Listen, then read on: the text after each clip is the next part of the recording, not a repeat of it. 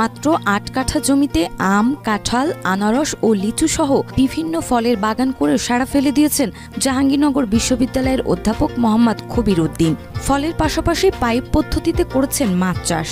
তার এই উদ্যোগে কর্মসংস্থান হয়েছে অনেকের। সমন্বিত বাগান ও পাইপ পদ্ধতিতে মাছ চাষ দেখতে রীতিমতো ভিড় জমাচ্ছে অনেকে। এটা আমাদের দেশেই আছে কিনা এরকম আমার জানা নাই। বিভিন্ন ধরনের ফল, দেশি বিদেশি। জাহাঙ্গীরনগর বিশ্ববিদ্যালয়ের পরিবেশ বিজ্ঞান বিভাগের অধ্যাপক ডক্টর মোহাম্মদ খবির উদ্দিন পরীক্ষামূলক গবেষণার মাধ্যমে গড়ে তুলেছেন একটি সমন্বিত বাগান ও মৎস্য খামার। ঢাকার অদূরে সাভারের অরুণাপল্লীতে ৮ কাঠা জমিতে ৫ বছর ধরে তিনি এই উদ্ভাবনী কৃষি পদ্ধতি প্রয়োগ করে আসছেন। এই খামারে বৈজ্ঞানিক পদ্ধতিতে নানা জাতের ফলমূল, সবজি ও মাছ উৎপাদন করে সফলতা অর্জন করেছেন তিনি।